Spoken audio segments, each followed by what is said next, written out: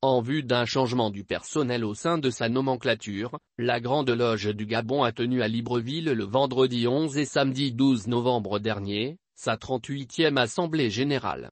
S'il est de notoriété publique qu'Ali Bongo a été réinstallé grand maître de cette loge, d'autres faits ont fuité de ce raout censé être confidentiel, car organisé par une société secrète ou discrète.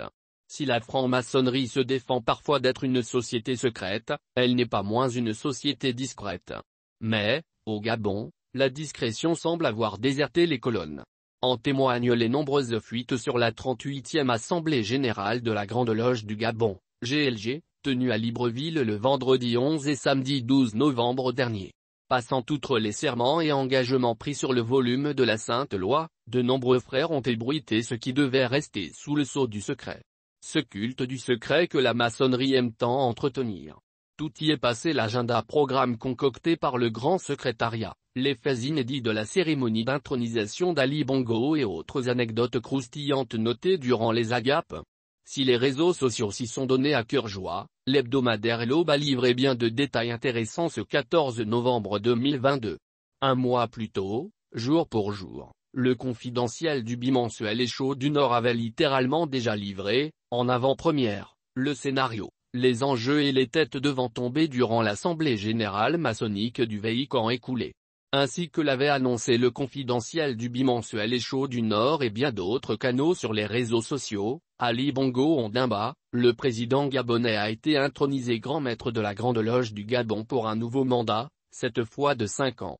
Outre cette reconduction, l'Assemblée générale aura été marquée par l'éviction de Jean-Denis Amoussou, très proche du chef de l'État et protégé de Mexa Crombessi, l'ancien directeur de cabinet et homme fort du régime à l'époque, révèle ce lundi le journal L'Aube.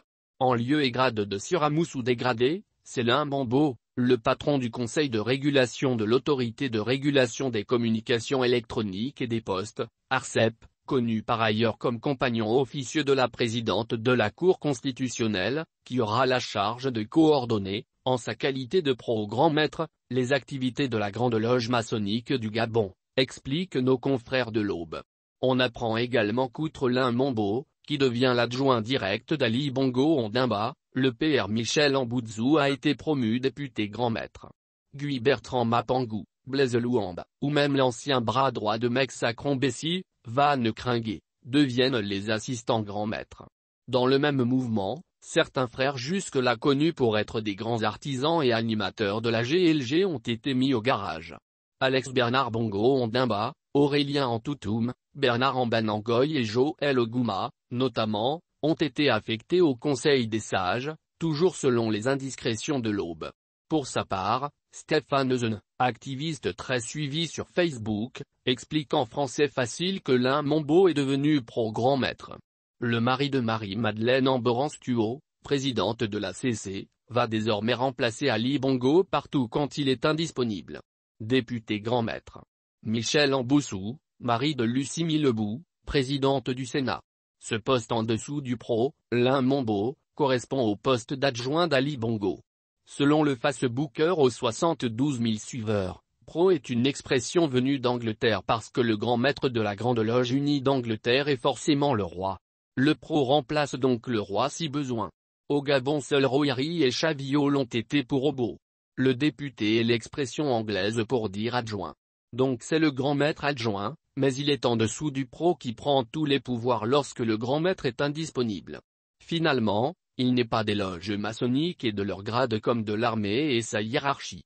Si en octobre 2009 lorsqu'il était intronisé à Libreville grand maître de la GLG, on a vu Ali Bongo passer du grade d'assistant grand maître, c'est-à-dire de 3 niveaux au moins en dessous du sommet de la hiérarchie, au grade de grand boss, c'est que les progrès spirituels dont se prévalent les francs-maçons ne sont pas déterminants dans leur gradation.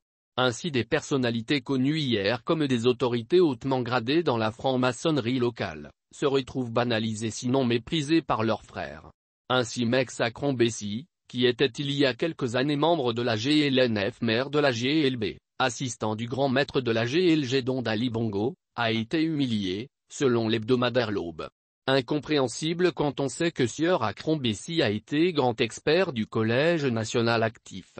Le vendredi 11 novembre 2022, au complexe hôtelier Le Luxury Green, ex-Maïcha, Mex-Akron-Bessie a été conduit du repas de bienvenue offert par le TRGM Ali Bongo Ondimba au chef de délégation des Grandes Loges en amitié, raconte l'hebdomadaire gabonais non sans citer un témoin de la scène lorsque l'ancien tout-puissant directeur de cabinet d'Ali Bongo Ondimba est arrivé devant l'entrée de la salle, il a voulu user du trafic d'influence. Les éléments en faction lui ont signifié que son nom ne figurait nulle part. Il a tenté de forcer le passage, mais a été fermement conduit dehors. Comme quoi, les époques ont changé. Une autre anecdote ayant fuité est qu'au moment où Silver Quayo, chef de la délégation maçonnique venue de Côte d'Ivoire, s'est approché d'Ali Bongo pour lui présenter ses civilités et félicitations, le tablier de l'Ivoirien est tombé de son buste.